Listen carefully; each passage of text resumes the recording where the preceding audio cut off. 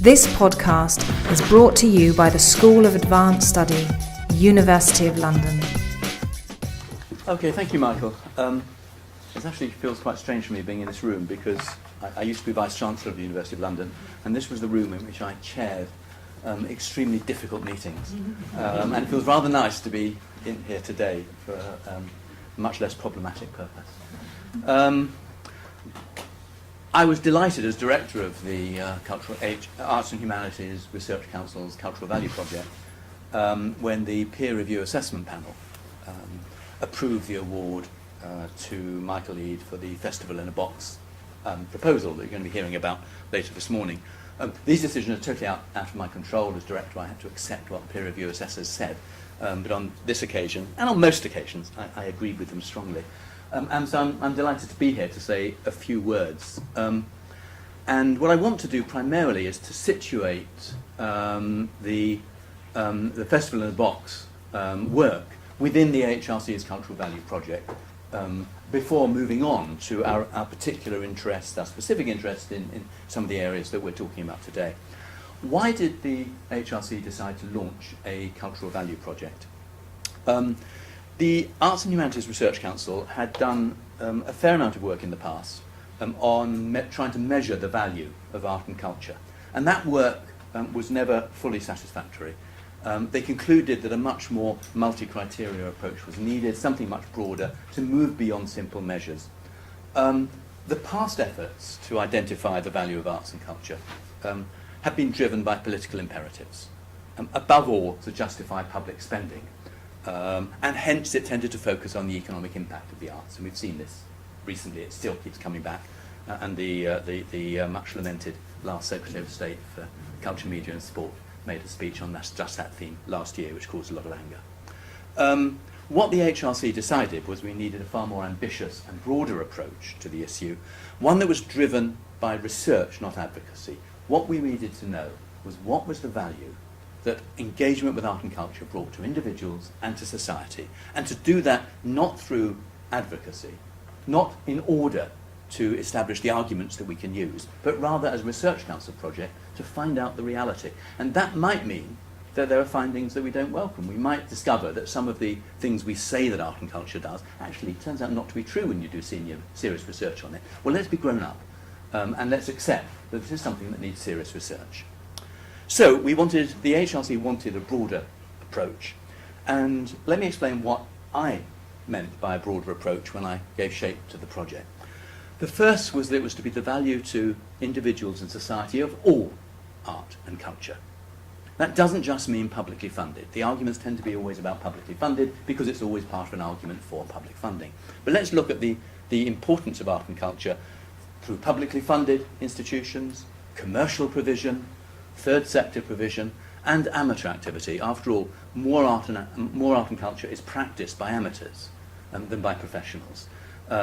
What is the result of that? Veronica talked interestingly about the way in which, for many of these people, what they received had to be of high quality.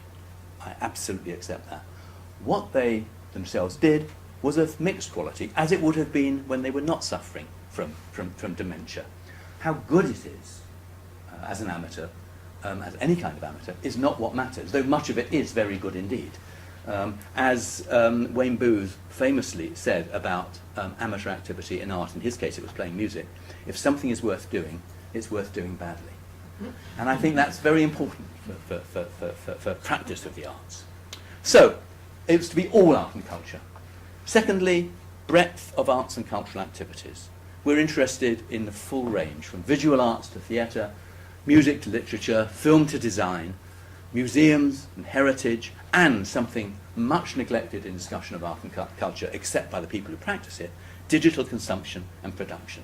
There is so much digital co-production going on, particularly by young people, well, not just young people, on the web, but also the digital consumption of art and culture is ignored in most discussions of it. 94% of all films are watched at home. But we always talk about the cinema as if that is what film is about. Virtually all music is listened to at home or while travelling. But if we talk about music consumption, we talk about concerts and festivals and so on. So we wanted to grab hold of the whole issue of digital consumption, as well as the full range of the arts and culture. Thirdly, we wanted a breadth of academic disciplines in this work. It's the Arts and Humanities Research Council that established the project, but it knew, and I know very firmly, that we won't find all the answers through arts and humanities research. We needed social sciences, we needed science, cognitive psychology, medicine, neuroscience, and so on. And fourthly, we wanted breadth of partners in the project. Only academics and a small number of cultural institutions are eligible to receive AHRC funding, but we wanted partnerships with other cultural organisations. And I was delighted by the impressive number of partnerships with cultural organisations in the research awards that we gave, from the Royal Shakespeare Company, Glyndebourne, BBC, English Heritage, to many small arts organisations and businesses. All of this was to fit together within a framework approach for understanding the value of arts and culture to individuals and society. We wanted to establish a set of components, that is, the possible different dimensions of that value, and I'll come to that in a second. But we also wanted, within the framework, to have a lot to say about methodologies and evidence. How do we evaluate that contribution?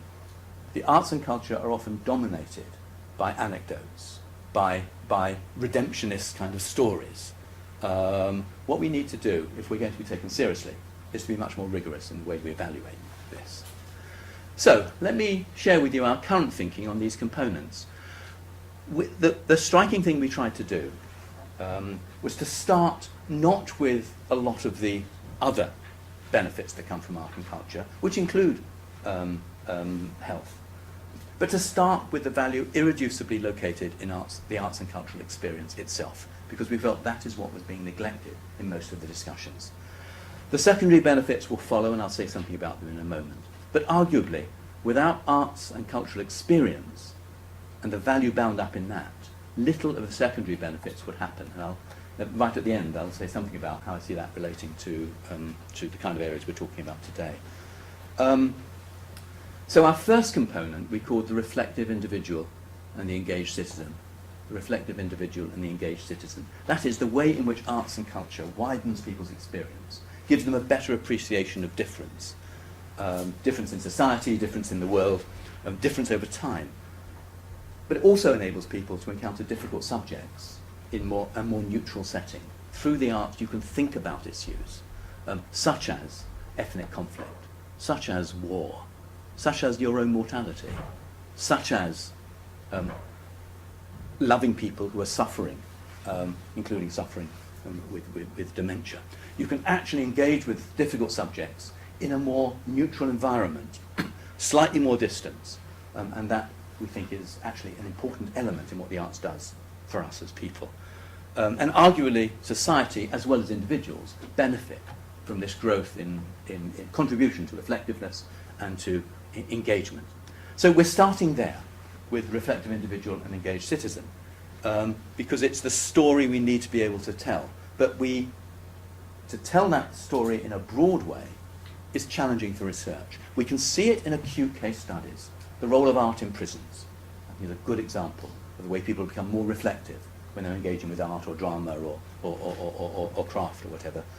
We see it in post-conflict reconciliation, in which in Northern Ireland, in Bosnia and South Africa, art is used to enable communities to come together and understand their past in a way that's more difficult in straight political discussion. We can see it therefore in acute settings, but seeing that reflectiveness and engagement in more everyday settings is the big research challenge, and we're funding work on that. I've talked at a little length about the reflective individual engaged citizen. I'll be much quicker on the other components, but simply to identify for you the other elements in our project. We're looking at communities, regeneration, and space. That is things like urban regeneration, the role of art and culture in that, community arts, the importance of cultural assets in communities and neighbourhoods, and so on. We're looking at health, physical and mental. That includes therapeutic and clinical interventions, certainly, but also longer-term health consequences of arts engagement. I'll come back to that a little later. We're looking at well-being, both subjective measures of well-being, which government is very keen to gather these days, and also something called the capabilities approach, which goes beyond simply what people say about their own well-being, to look at their position in society and the facilities available to society. We're looking at culture, understanding and international relationships. British Council is the most obvious case of this, but every government in the world believes that exporting its culture to internationally will improve the way in which people see that country. We don't know if that is true. We simply know that every country, including the UK, believes it to be true. We want that researched as well. And of course there is the economic value of art and culture. I've left it to last, not because it's not important, but because it has so dominated discussion of the importance of art and culture. It's much more important, actually, to the economy than the economic impact arguments that are used, where the methodologies for that, I think, are self-serving and problematic, and nobody really believes them. Neither those who produce them from arts organisations, nor the Treasury that receives them, but it provides a camouflage that allows arts funding to continue. Economic impact is not the really significant issue for arts and culture in the economy. Much more important is the way in which vibrant arts and culture contribute to the creative industries, and there's work by a very interesting Italian economist on this, the way in which societies that have lively arts and cultural engagement are also more innovative societies in all sorts of ways. So we want to explore that very large terrain. We're laying considerable emphasis on methodologies and evidence. We believe that the term we use throughout is evaluation, not measurement. We don't see any necessary hierarchy between the quantitative and the qualitative. All too often, qualitative evidence is what one turns to when you can't find any numbers. Well, no. What we want to say is not that quantitative is right or wrong, or qualitative is right or wrong. The issue is the appropriateness for the thing that you are trying to evaluate, and secondly, the rigour with which you do it. And I come back to my point about too many anecdotes in arts and culture. As somebody once said, the plural of anecdote is not data. And we can use qualitative evidence in a rigorous way, and that's what we need to do. And so we have a range of evaluative methods that are being developed by researchers for the different components. Measures that, of course, include quantitative social science, but also ethnographic methods, hermeneutic methods, arts-based methods, network systems methods, and so on. We want to establish, working with others and building on a lot of work that's already gone on, a better set of evaluation tools, both for evidencing the impact of arts and culture to individuals, on individuals and society, but also to enable arts organisations in their very various ways to actually understand what they're doing better and improve their own performance. Far too often, evaluation has been to please a funder rather than to help yourself.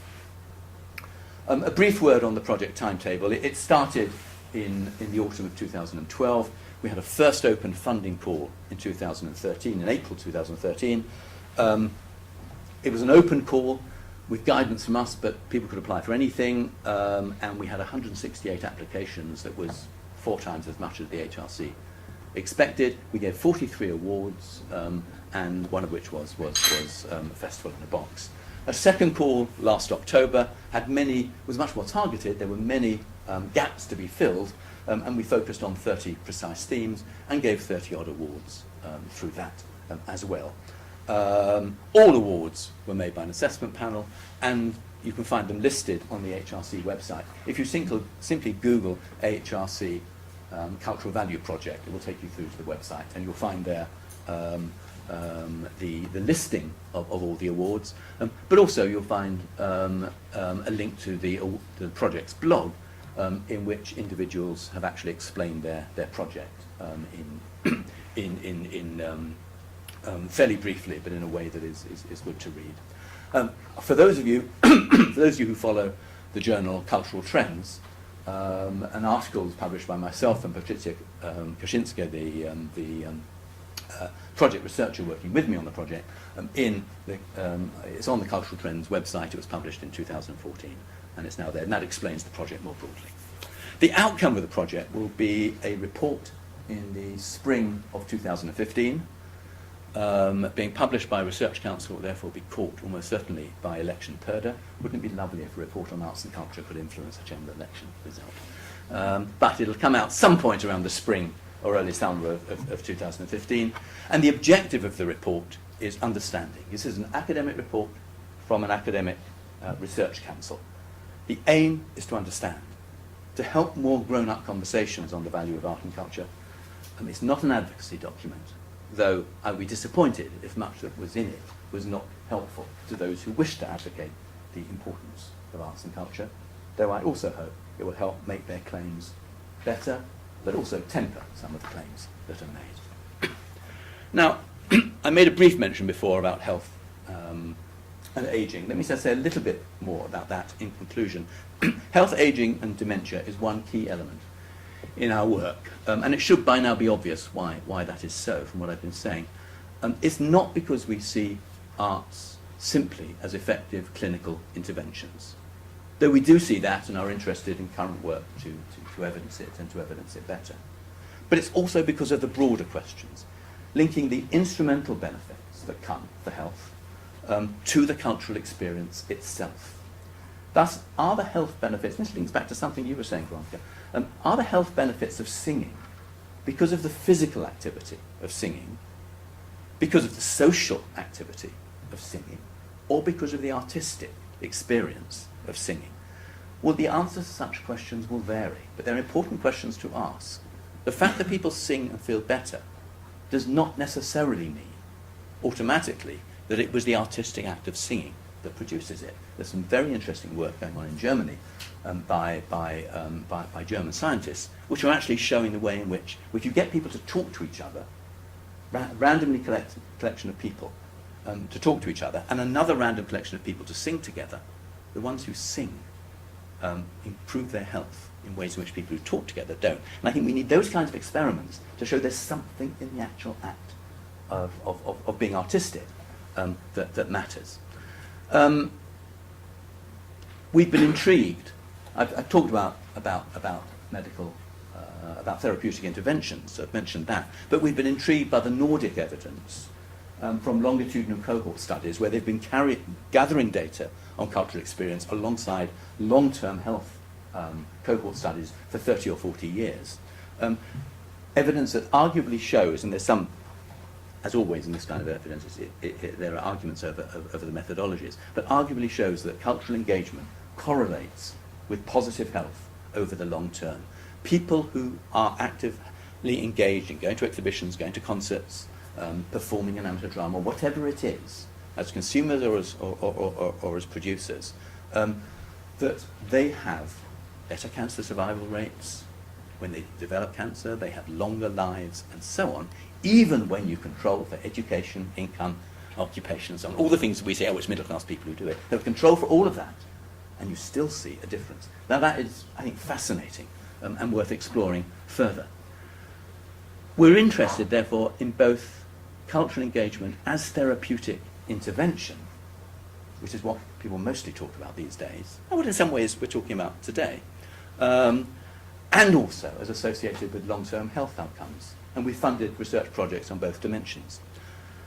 That certainly includes dementia, where we funded work such as Festival in a Box, or a critical review by Hannah Zelig on arts in dementia care, and a lively debate has followed on the blog after her entry on that, for anyone who's interested, in which Paul Kamich actually was a key, the first contributor.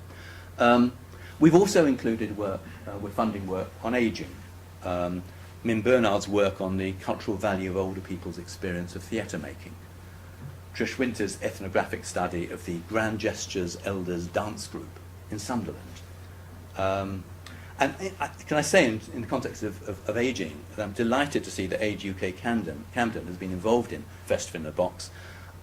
I raised at a national level with Age UK whether they would like to work with us in this area of arts and ageing, and was told it wasn't one of their priorities.